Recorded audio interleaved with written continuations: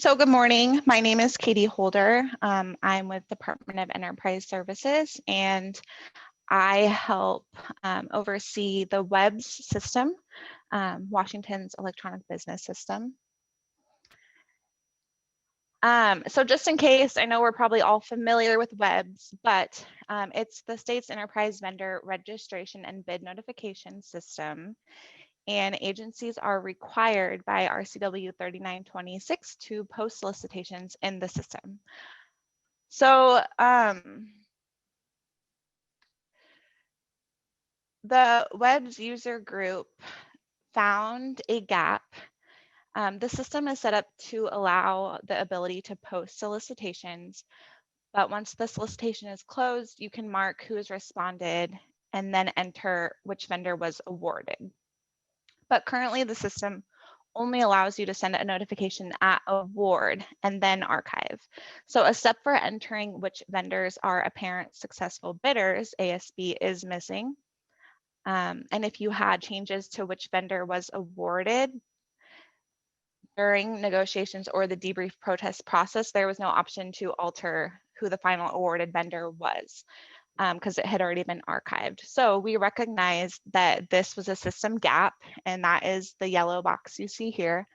All of the blue is done inside of WEBS, but you had to send ASB notifications outside of WEBS and then enter back into WEBS to select who was awarded. So today I'm going to show you the enhancement that was made.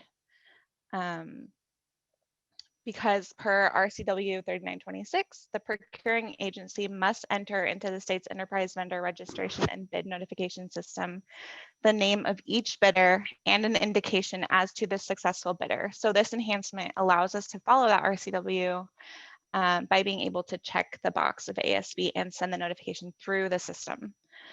Also, there is a refresh to Enterprise Services Complaint and Protest Policy, in which all competitive procurements must include an announcement of the ASB using WEBS.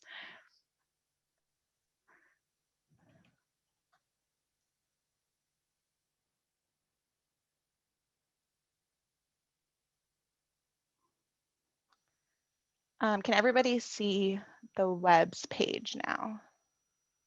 Yes. Okay, thank you.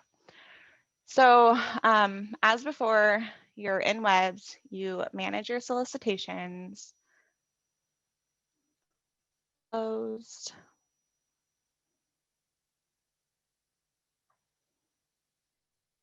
I'm just going to go to a random one that I haven't tested before. And there may be a lot of pausing because I don't have the best internet where I'm at, but pros and cons of teleworking, right? So thank you for your patience in advance. Okay, so same process, you go to your closed solicitation, you scroll down to the bottom until you see the record solicitation results.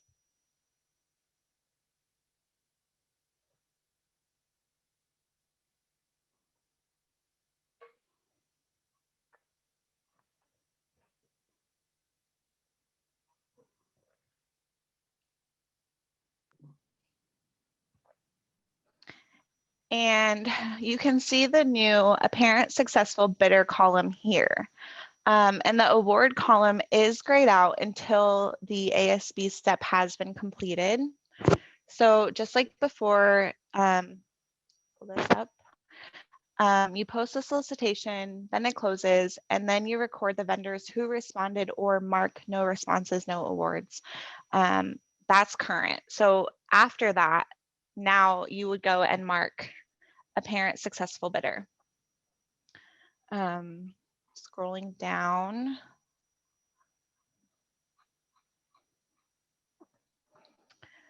There are two new comment boxes. So you have the option to notify apparent unsuccessful bidders. You can uncheck that if you wish. But this first comment box is extra text to the ASB notification. So the little hover text also tells you this. This comment will go to successful bidders and additional email addresses. If there is an email address that you need this notification to go to, you can enter it right here in this box and press add email address. Because right now the system will only send the notification to the email that is registered in WEBS. So like I mentioned, if you have any additional, you add them with this box. And right now you do have to do it one by one, but it will automatically send it to those who are marked as responded. And the unsuccessful will go to those marked as responded, but not ASB. And of course, the successful one will go to those who are marked responded and marked ASB. You can upload a file, any additional files. I think I'm not a contract specialist, but I'm going to use the word bid tab because I think the contract specialists have talked about including that in the notification. So if you had something like that that you wanted to include, you can upload it right here by choose file and then upload ASB document. Hey, Katie. Like I mentioned, yeah, go ahead. Sorry. The additional comments right below the notify unsuccessful, is that just for the successful bidder? I'm sorry, I think I missed that. This box that I'm hovering over right now. Yeah. Yeah, so this is additional comments for the apparent successful bidder. Gotcha. Okay. And then the box below it will just go to the non-ASB bidders. Correct. The box Yeah. below it will go to unsuccessful. And this one is optional. If you do not want to send an unsuccessful additional notification, you would uncheck this notify apparent unsuccessful bidders. Yeah. Okay. Gotcha. And Could then I- also any email addresses that you add over on the right there will also go to unsuccessful. Correct. Thank you. And successful. Is that correct? Someone do? The email goes to everyone. So the additional comments go in the notification email. And then the second box only goes to the unsuccessful. So it's essentially that text box gets added to the notification email for unsuccessful vendors. What gets sent out to the email that is registered in WEBS for all of the companies that were marked responded and the additional emails that are added in.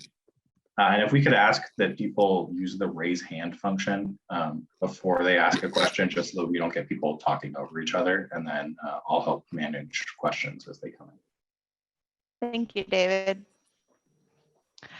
I do have a screenshot too of, and I can show you in a bit, but a screenshot of the email that does get sent. So it comes from WEBS, and the additional comments that are added go right here. Right now I just wrote test in it, but anything that you write in that comment box will show up in this format. All right, we have a question from Tracy. If you would unmute and then ask your question. And then we've got one in the chat after that. Hi, thank you. This is Tracy Gunter. I work for Department of Commerce. I'm relatively new procurement manager here. So what if an apparent successful bidder is not registered in WEBS? That is confusing because I don't know how they would have seen the solicitation. Well, we solicit on OMWB, we solicit on our website, and sometimes we send out emails. This is Dale. You would just go through the add an unregistered vendor process that already currently exists. So you can manually add apparent successful bidders. Yeah, you They're can. not on the list. Correct. I think that answers Tracy's question, And, unless you have a follow-up. And yeah, the two links that are down there that Katie was just hovering around. The top one would allow you to add a vendor who was not included in the notification, but who are registered in Webs. And then the other one was for vendors who are not registered in Webs at all. And yeah, they would just be added to the list of vendors up above. And if they were apparent successful, you'd check them off, and they would be just like any other vendor on the list. Okay, thank you, Dale. We've got the question in the chat. Will the successful bidder also see the comments sent to the unsuccessful comment? So when you send out the notification, does the successful bidder see the part in the second text box for unsuccessful? No, is the answer. Yeah, so the successful one only sees the top box, unsuccessful see both. Correct. Right? That's the understanding, yes. Next question from the chat. If we can uncheck the notify apparent unsuccessful bidders box, how will the unsuccessful bidders know that the debrief protest period has started? Or does that only start when we send the award notification? Just trying to wrap my arms around this change. So this is if you want to send a very specific email to the successful bidder that has different information, right? Because that first box gets sent to people who are successful and unsuccessful. So if from a contract management perspective, if you want to have specific information that only goes to the successful bidder, you can leave the notify apparent unsuccessful bidders unchecked, mark the apparent successful bidder, write the information that just goes to the successful bidder in that first box, and then send that information out. And then DES recommends sending out another ASB notice with the box checked. That way, the unsuccessful bidders are notified because it is required that all bidders are notified of the ASB, which does start the debrief protest period. So we suggest if you're gonna send one just to the successful bidder, you also send another one that has that notify apparent unsuccessful bidders. Technically, you can also send that outside of Webs like you've been doing currently and send out that notification manually. I think this might speed it up a little, but that's also a policy that you can make. The only legal requirement is that the notification of apparent successful bidder is sent in Webs. I'm not sure David, yeah. This is Alicia. I just want to also follow up with the goals of the enhancements that Katie is presenting out is really trying to have all agencies do as much of the work within the web system. So hoping that, if there are any other changes that are needed to get this system working appropriately for you guys to do this process, that's the ultimate goal. And part of why we're trying to make these enhancements is because we know in the future, once One Washington and all of the e-procurement system and however that new world looks, we're going to have to end up doing most of our work in that new world. So really it's trying to build, some of the things that are really a gap because of, different RCWs, policies in the system. And so that's where the user group has been meeting for, every other month for the last couple months to go over what are you doing outside of Webs and why are you doing it outside of Webs? And that's where this huge gap was like, well, because Webs doesn't work, it is missing a whole step. So that's where if you guys are saying this doesn't work, now is the time to say what the gap would be and trying to avoid having you guys go outside of the system. Thank you, Alicia. Katie, we've got 2 more questions in the chat, but sort of on the same topic. What documentation are we going to provide on this change in Webs? Is the question regarding what kind of communication is Communications, going instructions. out? What can everyone expect from DES about this change? So if you received the communication a week or so ago, regarding the enhancement and this demo, then you'll get another one on the 22nd that is a follow-up and answering any questions that we've heard previously. And we also have an updated user guide for the customers. So that's what you can expect after this demo. We're providing a frequently asked questions document, another communication, and an updated user guide that will include all of these new things. Oh, and Katie's also going to, because this is a recorded meeting, is also going to provide a link of this recording so folks can watch if they weren't able to attend. Yes. We got more questions in the chat. I don't know, Katie, if you want to keep doing questions or continue on. We can, let me finish real quick because we're almost done, and then we can go through all of the questions. Does that All right, sound so good? I'll keep a log of questions and then we'll go back from top to bottom after Okay. you're good with your training. Okay. So leaving off, after you have sent the, oh my gosh, what is my computer doing? The additional comments and the notification, you click send ASB notification and a pop-up comes up that says, are you sure? This will send the apparent successful bidder notification. So let me make sure I'm not going to get any.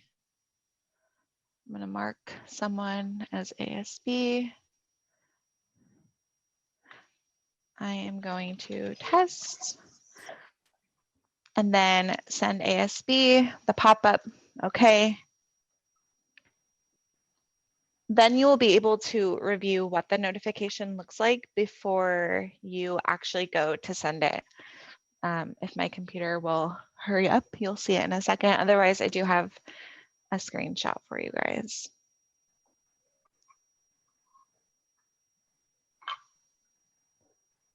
Okay.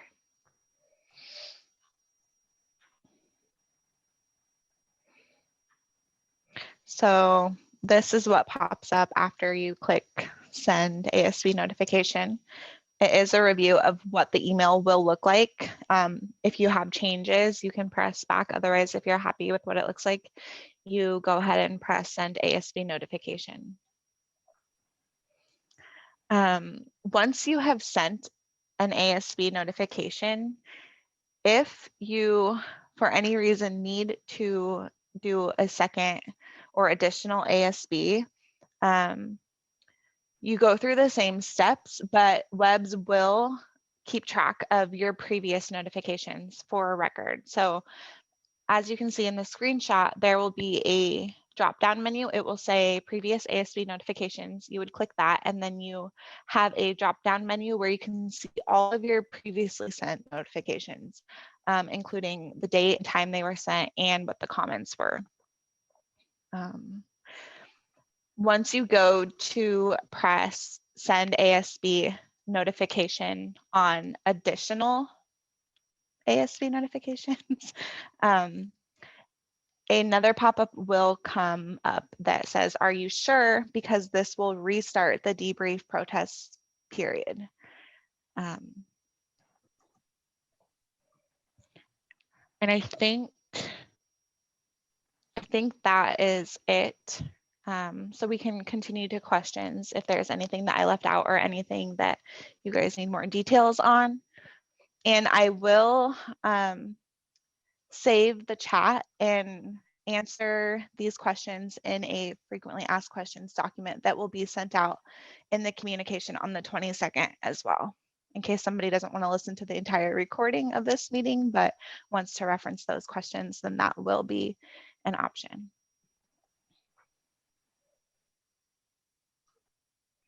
All right, so the first question in the chat, we've got, I think it's somewhere around 10 questions, and feel free to add as we go on. If I click the notify apparent unsuccessful bidder box, and then click no for notify unsuccessful vendors of award, what will the vendor actually receive? So those are two different sections.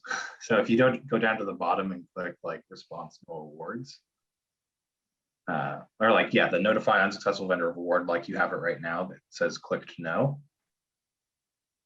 That second part down below of doesn't affect the ASB notification, right?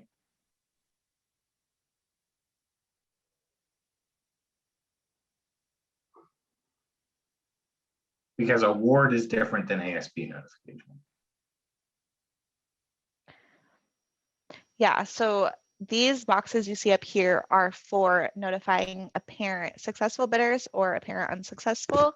And the section below is from prior to the enhancement and is for the award. So after your ASB has been done, this awarded column will come back. It won't be grayed out anymore. And just like previously, you would click who was actually awarded and you would ignore the ASB section because that was already done. And this is the comments for the awarded notification. So 2 different steps in the process. I hope Yeah, that answers your question. Yeah, so it doesn't really matter what's clicked in that section down below about award. If you click in the ASB section and fill that out to send the ASB notice, the only checkbox that is really that matters is the notify apparent unsuccessful bidders. That's the only thing that changes. So if you click that box, it sends it to everyone who is marked responded. And then if you unclick it, it only sends it to the people who are marked apparent successful bidder. And if we need clarification, feel free to ask another question. So yeah, one of the things, frequently asked question that's going to come up is what happens if you click the notify apparent unsuccessful bidders, and what happens when you click it, when you don't click it, and what is sent to what. And I think that's something we'll probably include in our frequently asked questions and the user guide. Another question, is there somewhere we can see what the standard email notification look like for the additional comments? And I think you've already shown that of you do have, once you fill out the additional comments, you do have the option to preview before you send. Is that correct? Correct. Yeah, so before it's actually sent, you'll press send ASB notification, and then one step happens before it actually sends, and that is showing you a preview that will look like this. The part that is changeable is the red text. This text below will appear on the message to ASB vendors. This, I wrote test in that comment box, so that is what will change. The portion before and after that is our standard template. All right, the next question, if you check notify apparent unsuccessful bidders, does that mean you are only emailing unsuccessful bidders? Can you read that one more time? If you check notify apparent unsuccessful bidders, does that mean you are only emailing unsuccessful bidders? No, that is not correct. You, for this ASB notification, will be sending the notification to apparent successful bidders. If you check the box to notify apparent unsuccessful, then that means you're sending it to both apparent and apparent unsuccessful. So the apparent successful bidder always receives the notice. Yes, I believe that's correct.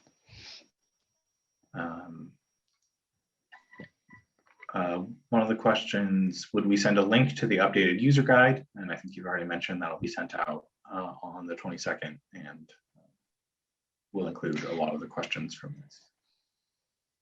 Yeah, also in WEBS, there is a user guides tab, view user guides. It will be updated in that section as well for you all. It's under the reports category. Oh, there's a new view user guides. Never mind, I'm wrong. I'll shut up, everybody. And then it looks like Aaron Williams is not part of the listserv. So I don't know, we have to do an RN to add. Aaron to get those emails, but that's something on our end and we'll figure it out. Okay. Aaron, if you can put your email in the chat, I will be sure that the communication gets to you. So also to clarify, like how the communication is sent out is Dale provides a list of all customers that have an email registered with Webs. So also just Yes. double check that that you have an email with Webs. If you're not getting it, Dale, I think in the past there's been issues with things going to spam. Mhm. So if you don't have an account in Webs, that's also why you're not receiving the communication. But Dale, what he does is he literally downloads everyone's email address that is a customer in Webs, and that's how we get the distribution list to send out. All right. I've got a bunch more questions. They keep coming in. So Okay. we'll keep adding these to the facts and keep trying to answer them the time we have. Will Webs record the date the ASB notification is sent? And if so, where is it shown? Yes. In my screenshot, I would show you all this in the QA environment, but my internet is so slow. I'll want to save us time. But it looks just like this. So it records, this is for previous notifications, but it will also, if there's one, record the same way. Notification sent on this date at this time, and then you will still be able to see the comments that were sent with it. So yes, it will record it in that same section where you sent it to begin with. Okay. And then sort of along that lines, is there a date column for the ASB? And there's no date column for when we send the ASB because it's just recorded in Webs of when Web sent it, which Katie just Yes. showed. One question, why would an agency need to do multiple ASB notices if they are negotiated in the contract before announcing? The RCW says to negotiate first.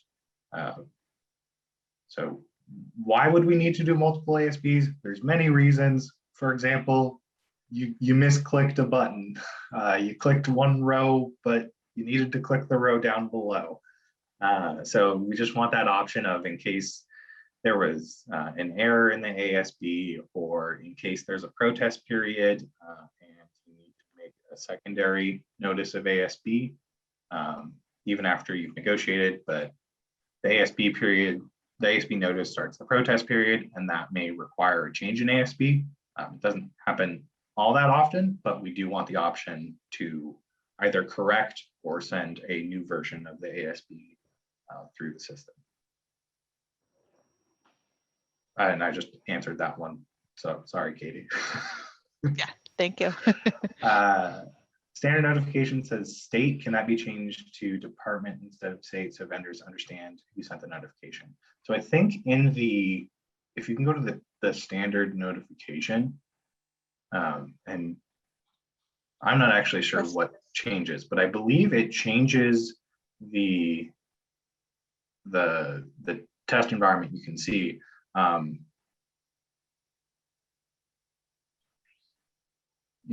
So any potential changes to this, I believe if you look down below, it says like enterprise services DES, comma dept. I believe that changes to whatever your login information is. So we're with the Department of Enterprise Services, so ours shows up like that. But I believe your question is about really that second question of the state has completed its evaluations of offers. Yeah, we can change that to department. I don't think it's something, it's just something that's of the template. So we want the template to be generic enough that it matches everyone. But that's something we can consider.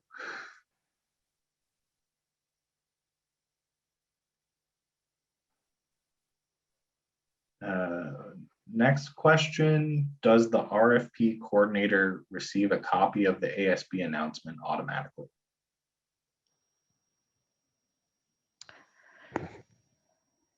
I believe so. Dale, jump in.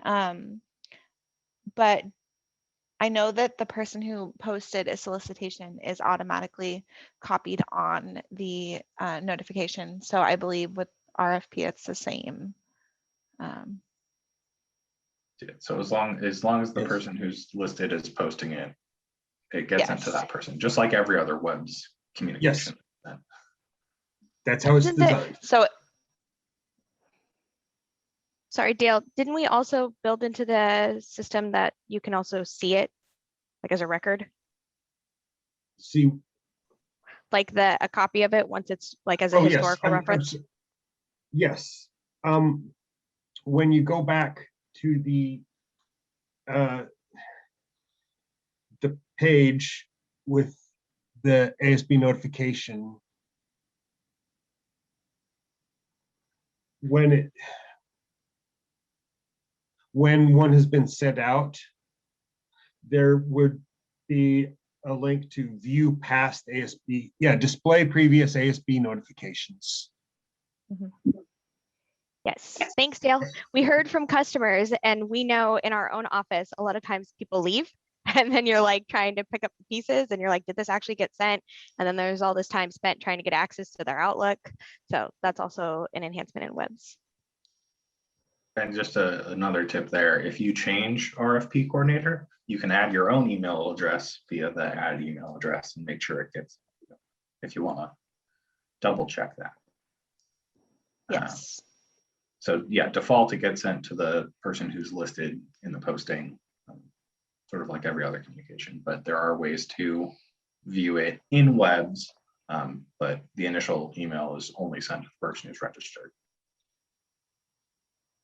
So we've got 20 new messages, so many more questions. Will the solicitation detail report include the updated information?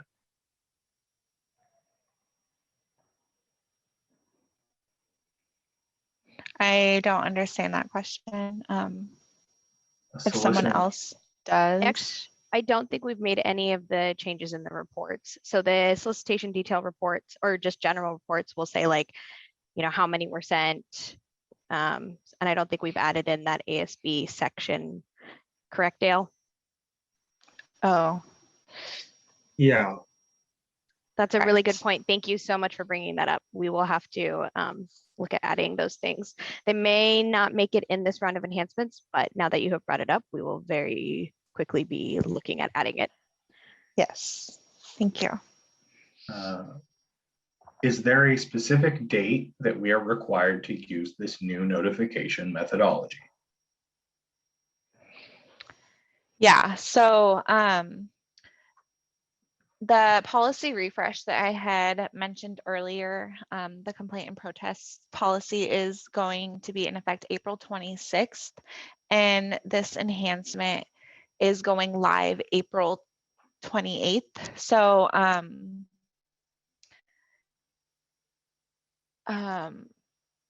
you will have to use it starting April 28th per the policy, the 26th, but you won't be able to actually do so in webs until 2 days later. So you would just continue whatever process you're doing right now within those 2 days. But so the short answer to your question is April 28th.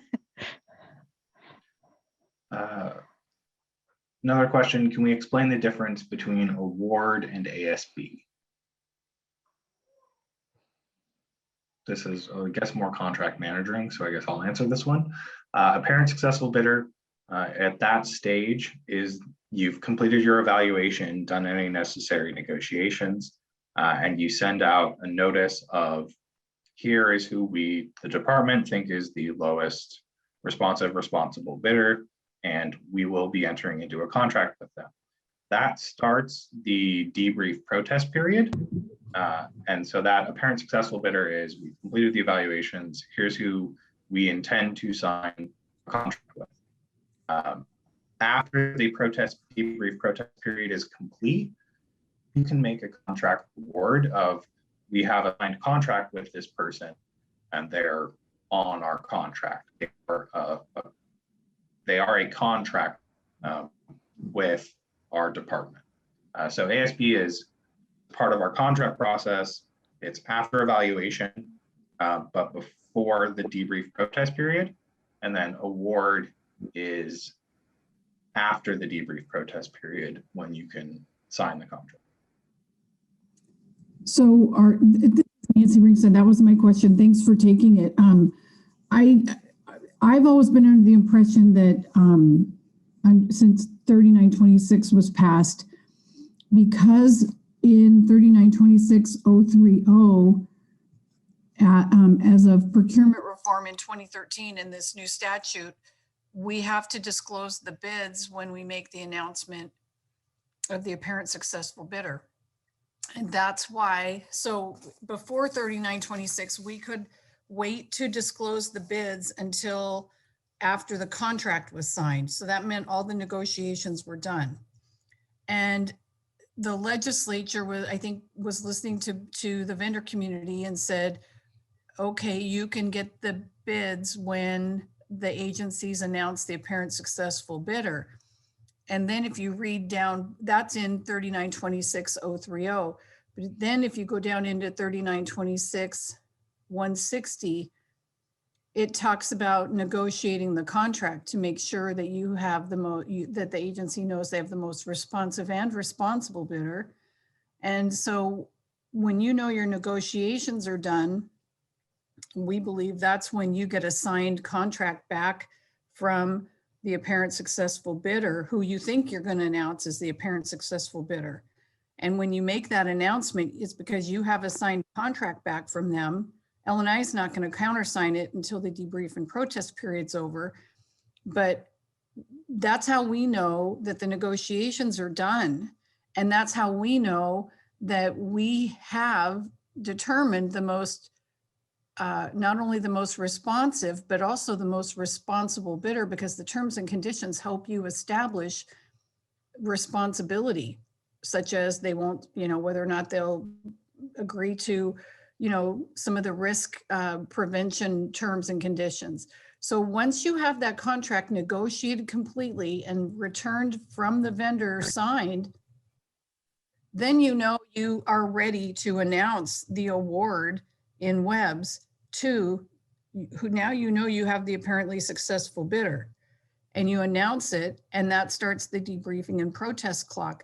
We don't understand why there's a distinction being made. The award does, in our belief under 3926, the award does go to the apparent successful bidder, and under 3926.160, you have to establish that through negotiations. And then once 3926.170 comes after and says that you use the statewide bid notification in a system, which is WEBS, to make that announcement. So we're kind of confused why we're making this separation between the award and the ASB. So it sounds like this might be a clarification. In your process, you have you do the evaluation, you do the negotiation, you get it signed by the contractor only, and then make the notice of apparent successful bidder.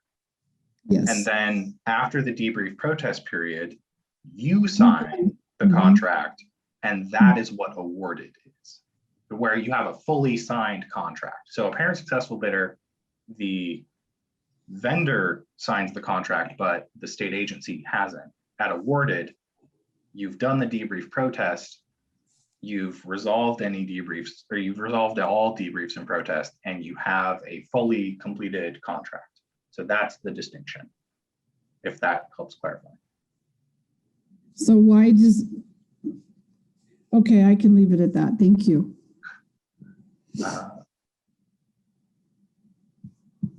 Are we responsible for ensuring all those who responded are in WEBS? WEBS is the system of record for agencies. So it's a hard like yes or no, because it's a vendor managed system. So vendors should get registered in WEBS, so that way you can mark them as responded. We actually would prefer vendors, register themselves without having to use that option at the bottom where it's, the customer's adding them in.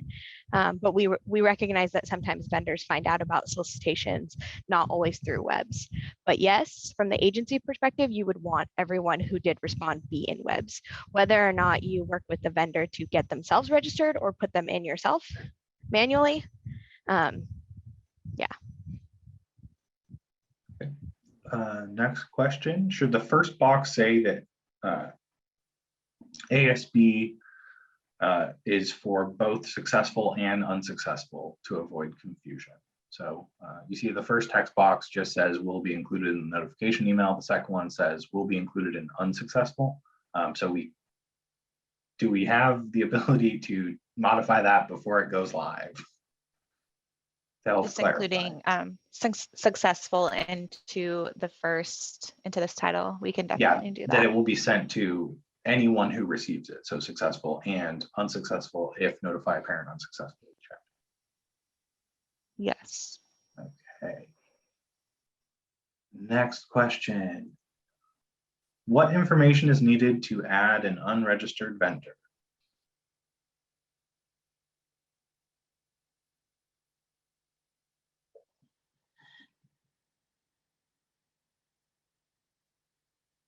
I can show you guys as soon as it pops up if we want to skip to another question and come back to this one after.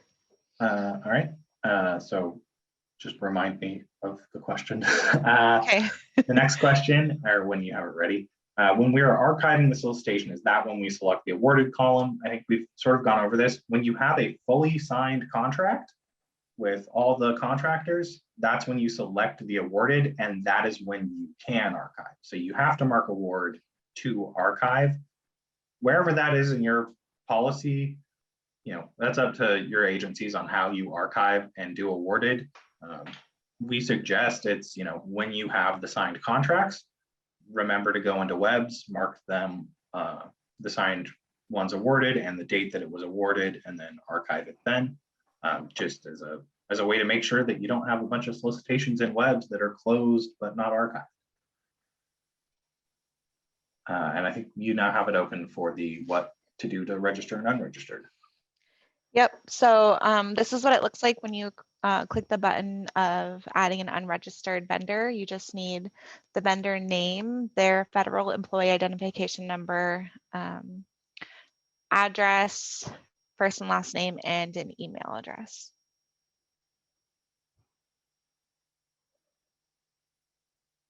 So do we have an updated step-by-step manual with the revised steps into one that can be downloaded for future purchases?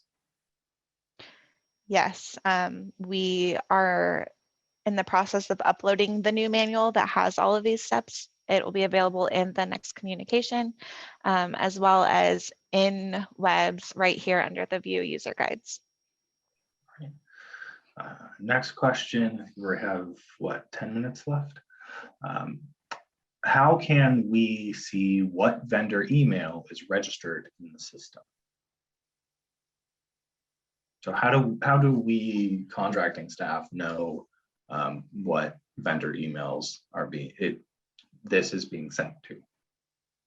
If you click on a vendor, it will take you to information about their account. So it will list the main email address, account administrator email, and I believe if you scroll down, you can get to the additional contact. Yeah, view contacts for the vendor. So if you click on that, it will list any additional contacts. And this one doesn't apparently. Yeah. So you'd have to check each vendor that's listed in the award section or the responded section. You'd have to go manually one by one to check them all. Granted, we also, again, as the system of record, the vendors should have their system registered to receive official communications through webs. So best practices, you don't have to check, but it's nice if you do. Next question, if you have the notify a parent unsuccessful bidder box check and you add an email address, how would you identify which email addresses are for ASB versus unsuccessful bidder? So there's not two separate emails that are sent. It's if you have notify a parent or, oh no, actually I understand what you're saying. The second text box. When you add an email address, does it include the unsuccessful bidder second text box?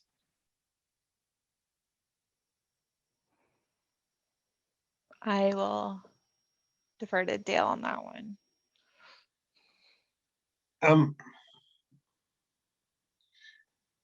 Can you restate that? Yeah, so Dale, when you mark vendors, right, you mark the responsive Yes. and the apparent successfuls. So the unsuccessful ones receive that second text box Correct. because they weren't marked apparent successful bidder. Now, when I fill out both text boxes and also add an email address, does the email address I add only get the first text box, or does it get both? It gets the first currently. I mean, if we want to do something different, I can change that, but as it's currently set up, it gets the first box. Okay, so any additional email address only gets the first comment box and not the second. Yes. And then Aaron, put your email so that we can add you to the list. Thank you, Aaron.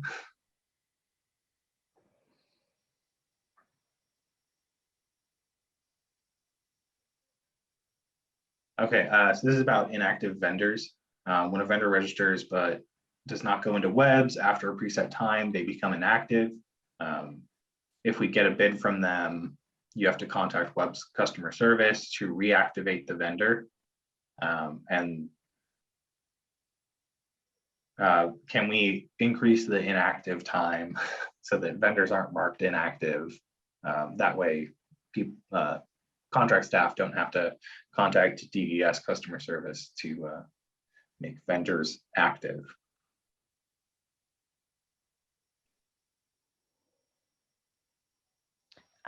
It is something we can consider. I feel like this conversation has been had prior to me being involved in it, but it's something that I can take offline and we can consider. Okay. Are we now required to send both an ASB notice and an award notice through webs? Yes, after April 26th. This is about the template, about, not all agencies or departments, some are commissions, etc. And changing the template language from state to department could be excluding how people are created. So yeah, Kristen has identified the issue with a template that, depending on what the customer or username is, having state or department is generally vague, which is sort of one of our issues with templates. And we will look into it to try and make it as general as possible so that specific information is in those two text boxes.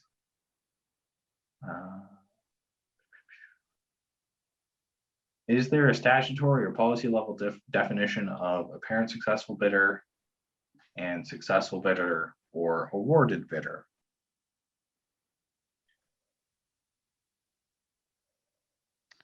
I don't know specifically, but we can look into that unless somebody knows. Our training defines these terms, our contract management training.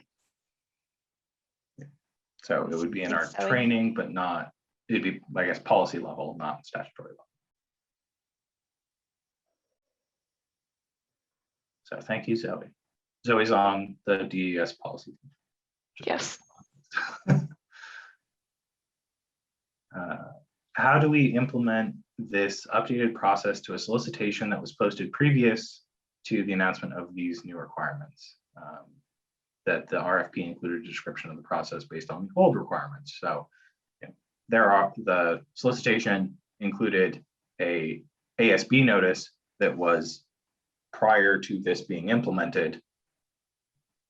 What do people do? And also, does this affect, will this change happen for solicitations that are currently posted?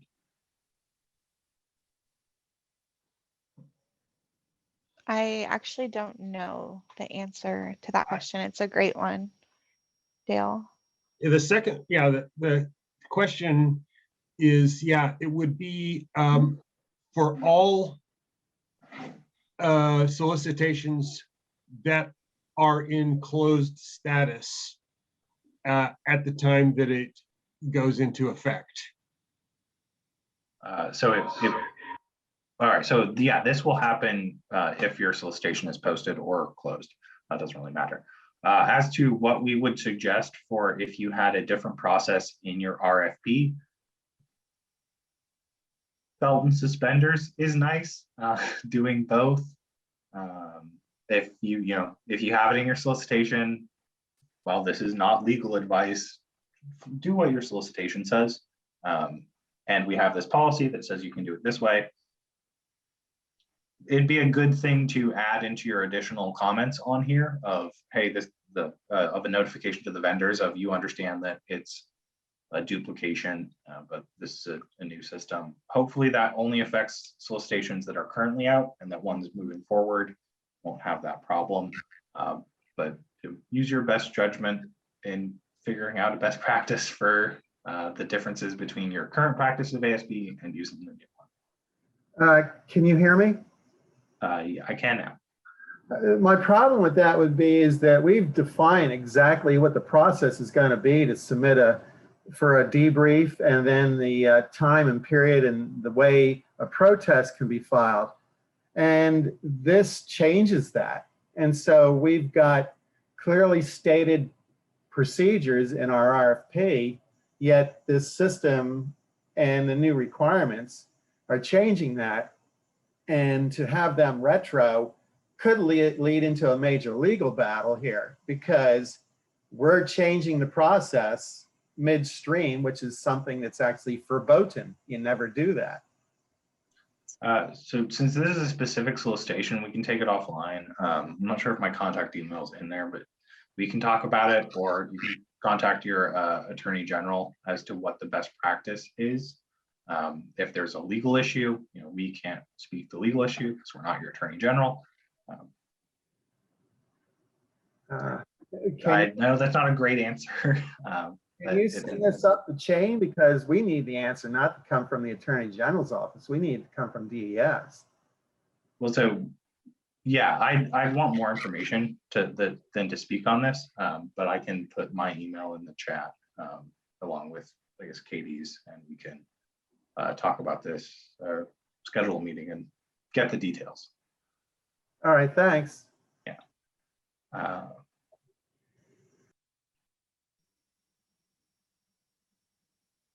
So a request that, having it live on April 28th doesn't leave a lot of time to train contract staff, requesting an extension of when it goes into effect.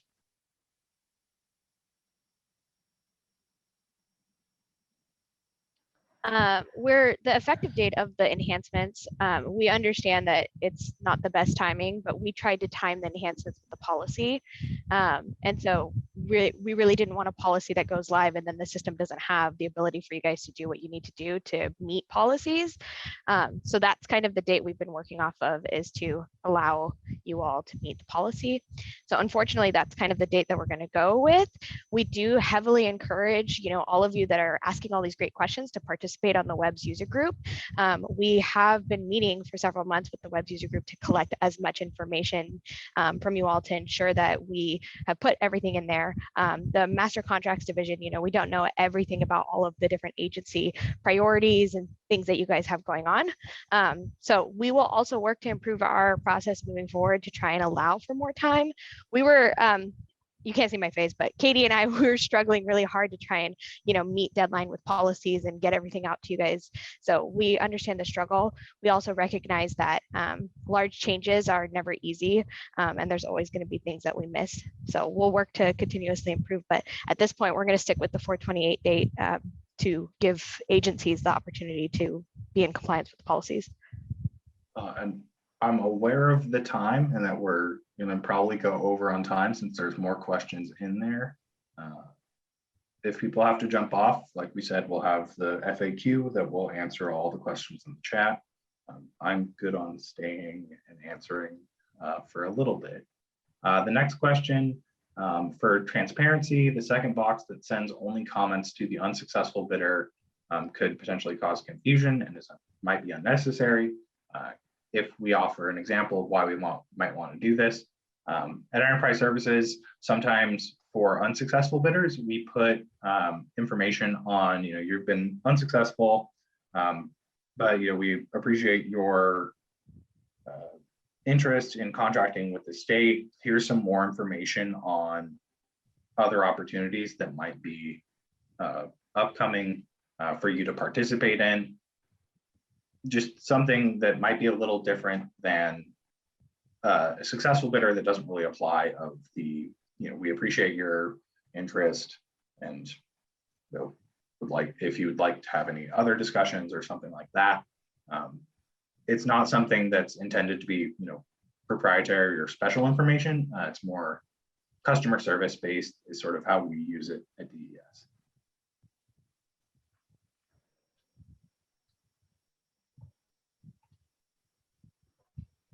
Another about training.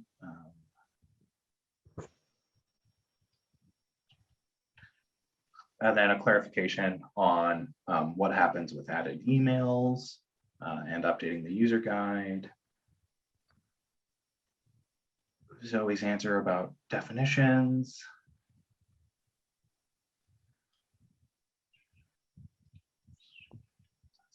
Another about changes. And lead time. Just trying to find any questions that I skipped in the chat. Yeah, and with 1 minute left, if somebody has a question that we were not able to answer, if you go ahead and put it in the chat, we will answer it in the FAQ document that will go out on the 22nd. That way you will get your answer, even if it is not today. Or you can email DES Web's customer service. Let me pull up that.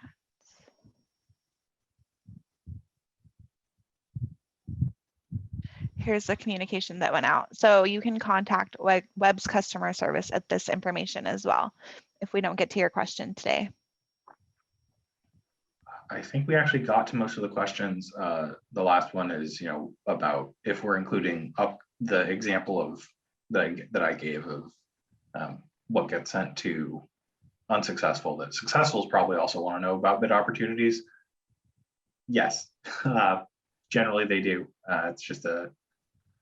It's not exactly what I said of it's only gets sent to unsuccessful. The unsuccessful is more the side of thanking them for their interest, asking them to participate again, which doesn't really apply to successful in that they got a contract, they're already happy. But then, yeah, it's what goes to the unsuccessful bidders. It's not required that anything goes in there. It's just up to you on if you want to send something to them. I think that's it for questions, and we will work on those facts. Awesome. Okay, thank you everybody for attending. Thank you, Alicia, David, Zoe, Dale. And thank you everyone for your questions, comments, and concerns. It will help us in the future, and we will be sure to answer all of them. And Otherwise, awesome job, Katie. This was for the first set of enhancements. Those of you who are still on this call, this is the first time that we've done like training demo before going live.